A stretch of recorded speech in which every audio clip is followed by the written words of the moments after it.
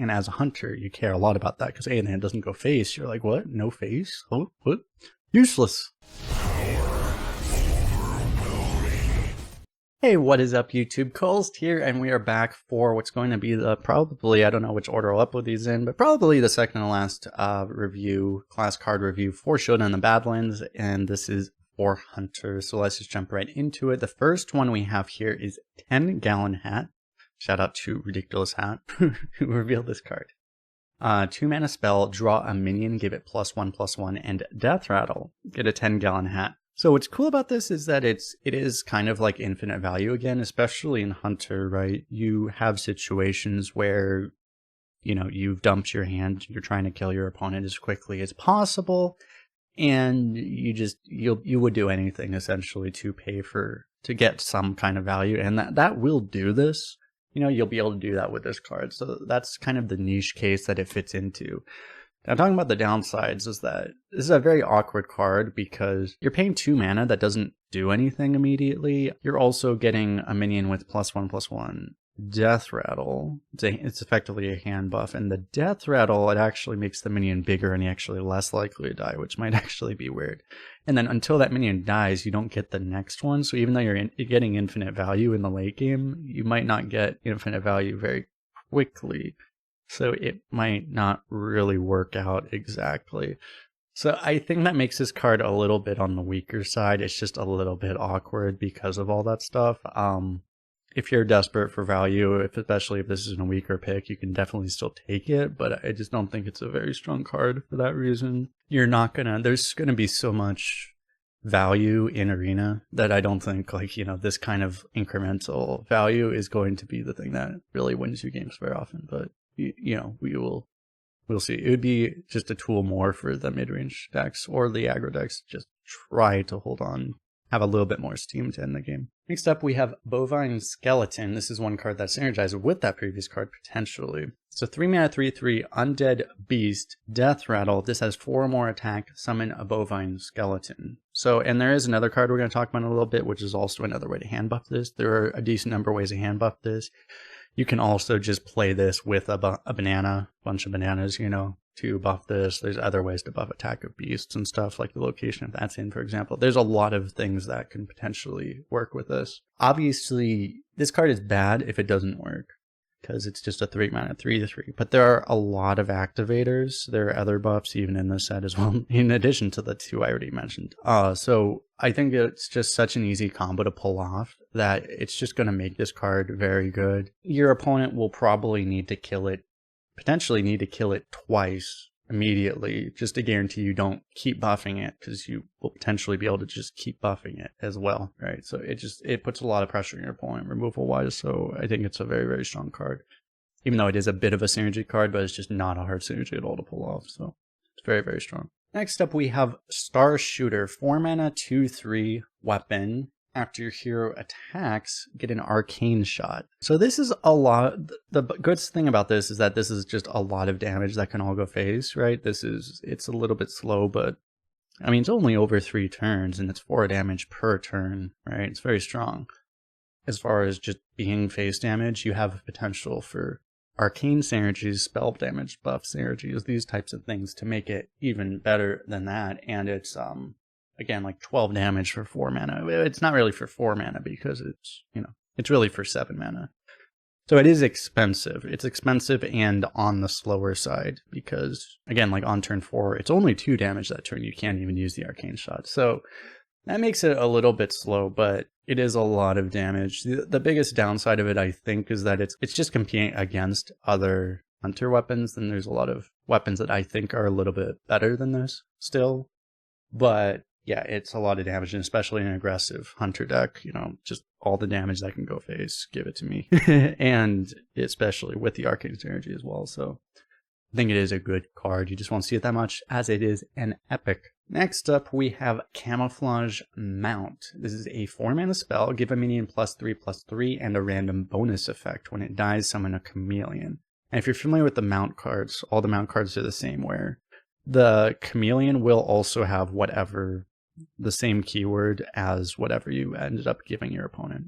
So the thing that's awkward about this is you don't know what the random effect is going to be. So there's going to be it's going to be that weird thing where it's like, well, do I want to buff my big thing because it might get Divine Shield? Do I want to buff my small thing because it might get Poison? That's a little bit awkward. But having said that, there's some of the synergies with like the Bovine, for example. And as well, this is just a lot of stats. It's 6/6 in stats, plus 2 bonus effects, which could be Divine Shield or could be Rush or, Life Steal if you need that, Reborn. A lot of things that are really good, even potentially Stealth. A lot of things that can be very, very helpful. So, in spite of it being potentially a little bit awkward, similar to all the mount cards, they just do too much as far as stats for their mana cost. So, they're all really good, and this is no exception, basically. So you draft this very, very highly. It helps as well that you're a hunter, which, you probably want to be on board anyway, right? So you get full use out of it. Next up, we have Spurfang. 5 mana 2/5 beast with Battlecry and Death Rattle. Summon a random beast with cost equal to this minion's attack. So unfortunately, random beasts can be pretty bad because, you have to worry about the neutral beast pool actually diluting you from some of the high rolls you could get from your class, actually. But again, this is just a lot of stats, even if some of the stats are delayed. It's just a lot of stats, even in its base form. And you have the upside that, okay, if you can hand buff it, you can buff the Battlecry and make it very good. That's harder to do, though. But you additionally have the benefit that it's a very buffable body, being a 2/5. Any buffs are going to be really good on that. And as well, if you do buff it, then the Death Rattle gets buffed if it does eventually die. Although it's going to be hard for it to even die because it's so big. And then you get a giant Death Rattle minion potentially as well. So a lot of stats for sure. So it's definitely a very solid card. And if you can get some of that synergy, it's going to be very, very good. Next up, we have Sneaky Snakes. There's not much to talk about this one because it's a 1 mana common spell. Summon 2 1/1 stakes with stealth. 1 mana summon 2 1/1s is generally very good. And these just also have stealth. And yeah, that gives you potential to buff these guys if you want to without them being able to get cleared unless they get swept off the board by an area of effect spell. And it's just very, very good. So it's one of the best 1-drops ever made. It's just very strong, so you'll take it a lot. Next up, we have Silver Serpent, from the best 1-drop ever made to the best 3-drop ever made. 3 mana, Rush Poisonous Beast with Quick Draw, gain immune this turn. This does just way too much. There's just not that much to say because, Deadly Shot is a card. This is a directed Deadly Shot that also sticks a 2/3 poison body. Again, you don't always get the quick draw, but essentially it's going to be powerful enough. Maybe sometimes it's just not going to be worth using it and saving it, but you're pretty much just going to throw this out whenever you draw it. Hopefully you just don't draw it before it's actually playable. But yeah, and then anytime it does way, way too much for 3 mana. Provides a poison body they have to kill and also just kills anything. It's just insanely powerful. Next up, we have Saddle Up. 3 mana epic spell. Give your minions Death Rattle. Summon a random beast that costs 3 or less. Again, you can get stuff from other classes in this case, but again, there's also the problem again that you might just get neutral beasts that some of them can be pretty weak, especially depending on rotation. But this is similar to, some of those other cards where Shaman had a better one where it was like it would resummon the minion itself and then you get potentially more value. But if you have a bunch of just like 1/1s, for example, you could just play snakes. You could play maybe 2 snakes even, and then just leave them there. Don't unstealth them. And then you get like 10 mana worth of beasts or something for free or for 3 mana. Anyway, there's very obvious potential there. That's the big upside of this, is that you'd want to use it on tokens, essentially, like those snakes. Otherwise, it's probably just not that strong as a thing. It's a relatively big board requirement. The upside just isn't going to be that high unless you just have, like 6 minions on board, for example. It's going to make it slightly weaker. It's more of a synergy card with some of those tokens, which you might be able to get. So overall, I think that makes it a decent card, because if you're playing Hunter, kind of in the Hunter style, you're going to have, hopefully, some of those tokens, or just early game minions, and if you're hitting like 2 to 3 minions with this, it's probably worth it.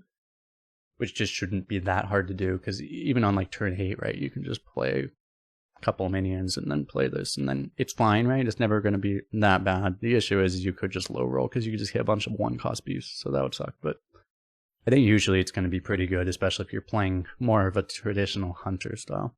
Next up, we have Therin the Lost, the Highlander legendary 4 hunter, 4 mana 3/4 battle cry. If your deck has no duplicates, gain immune this turn and attack all enemies. Similar idea where if you just happen to be able to hand buff this could be very, very good. In general, I mean, this compares pretty closely to Kurtrus. Kurtrus could hit the same target twice if there's only 1 minion on the board. That's the one upside that had that this doesn't have, but this has the big upside that it goes face, and as a hunter, you care a lot about that, because and it doesn't go face. You're like, what? No face? Oh, what? Useless! At its base level, just very, very strong, because it's a 3/4 that deals essentially just straight 3 damage AoE. The potential for it to even be even better if you can somehow buff it before it's able to attack through a board buff or whatever, passive board buff or anything. So yeah, just a very, very efficient card. So not the level of some of the Titans and stuff, but it's very good. And then last up we have here is a way that you'd hand buff the other thing and some of the other cards as well. Messenger Buzzer, 2 mana, 1/2, Death Rattle, draw a beast, give minions in your hand +1/+1. So it doesn't just buff beasts, it buffs everything. Important to note. 2 mana 1/2 is a pretty negative tempo play. That's the big downside, but not only you're buffing your whole hand, the thing that's nice about this, even though it's not a battle cry, so it's delayed potentially, but if you play this early, the fact that it dies later means you might draw an extra minion, and then you also draw the beast, which is also getting hand buffed. So overall, it's very similar to what the Paladin one was, Alliance Bannerman. It's actually probably better efficiency than that, and it has the additional upside as well that it tutors beasts. Beasts aren't always the best minions in your deck necessarily, but if you happen to be able to do that, the same way you could tutor with the Beast Discover from your deck, you can do that with this as well to pull out your Colossal or whatever else you just happen to be able to have that's a really powerful piece. So it just does a lot total. It's a little bit awkward in Hunter because it's as delayed as it is, but it just does a lot. So you're going to be happy to draft this pretty highly, I think, especially with some of the synergies, it's going to be worth it. But with that, let me know what you guys think in the comment section below. Appreciate everyone hanging out, of course. As always, we will see you in the next one. Bye-bye.